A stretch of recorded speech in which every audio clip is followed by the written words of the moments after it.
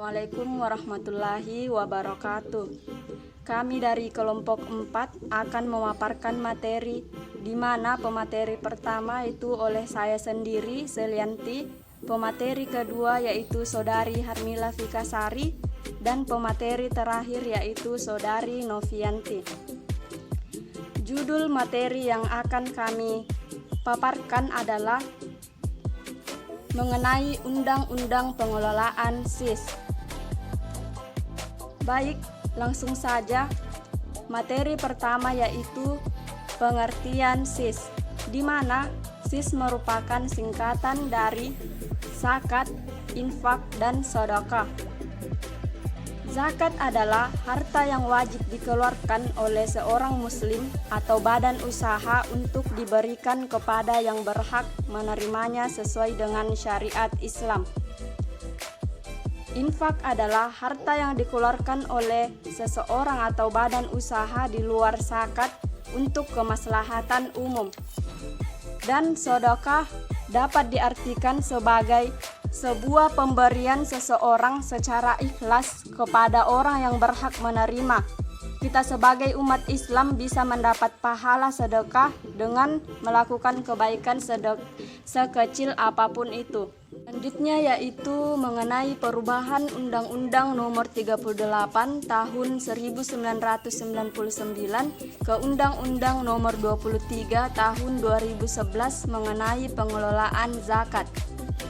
Zakat merupakan pranata keagamaan yang bertujuan untuk meningkatkan keadilan dan kesejahteraan masyarakat, sehingga perlu diatur untuk meningkatkan daya guna dan hasil guna. Zakat harus dikelola secara melembaga sesuai dengan syariat Islam. Undang-Undang Nomor 23 Tahun 2011 tentang pengelolaan zakat diundangkan untuk mengganti Undang-Undang Nomor 38 Tahun 1999 tentang pengelolaan zakat yang sudah tidak sesuai dengan perkembangan kebutuhan hukum dalam masyarakat, sehingga perlu diganti dengan yang baru dan yang sesuai. Undang-Undang Nomor 23 Tahun 2011 tentang pengelolaan zakat disahkan oleh Dr. Haji Susilo Bambang Yudhoyono di Jakarta pada tanggal 25 November 2011. Undang-Undang Nomor 23 Tahun 2011 tentang pengelolaan zakat diundangkan oleh Menkumham Amir Syamsuddin pada tanggal 25 November 2011 di Jakarta. Setelah pemaparan materi dari saya, selanjutnya akan dipaparkan oleh pemateri kedua. Baiklah, materi selanjutnya mengenai pertimbangan dan dasar hukum Undang-Undang Nomor 23 Tahun 2011 tentang pengelolaan zakat, di mana terdapat 5 pertimbangan dalam Undang-Undang 23 Tahun 2011 tentang pengelolaan zakat. Pertimbangan yang pertama, bahwa negara menjamin kemerdekaan tiap-tiap penduduk untuk memeluk agamanya masing-masing dan untuk beribadah menurut agamanya dan kepercayaannya. Pertimbangan kedua, bahwa menunaikan zakat merupakan kewajiban bagi umat Islam yang mampu sesuai dengan syariat Islam.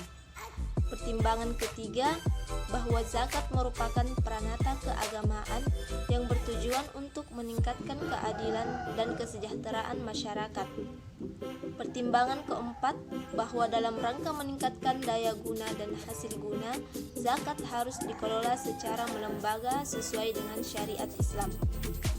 Pertimbangan yang kelima, bahwa Undang-Undang Nomor 38 Tahun 1999 tentang pengelolaan zakat sudah tidak sesuai dengan perkembangan kebutuhan hukum dalam masyarakat sehingga perlu diganti.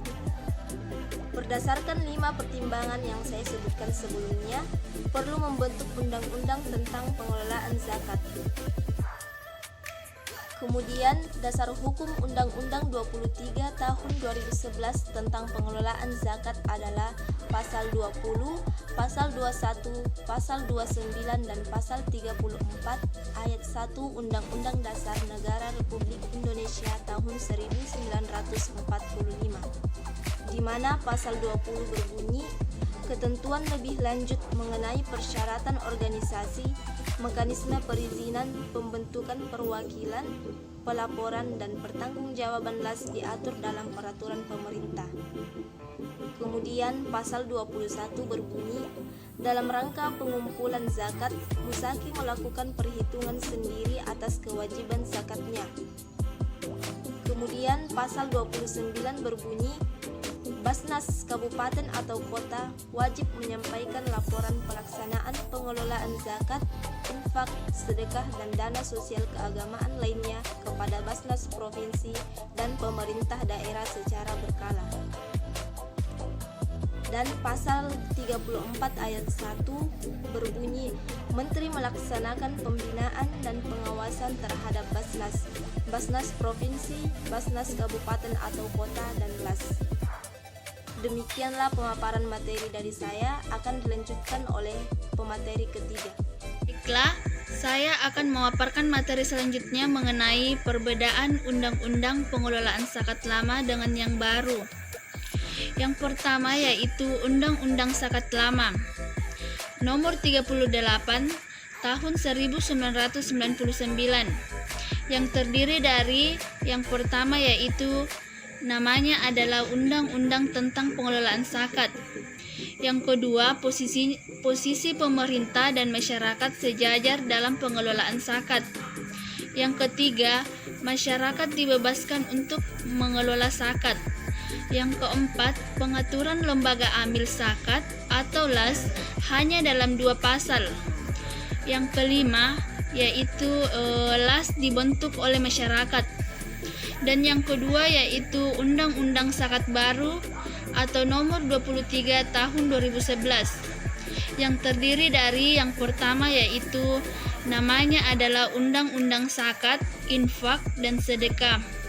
Yang kedua yaitu posisi pemerintah atau badan zakat pemerintah atau Basnas lebih tinggi. Yang ketiga yaitu hanya yang diberi izin saja yang boleh mengelola zakat.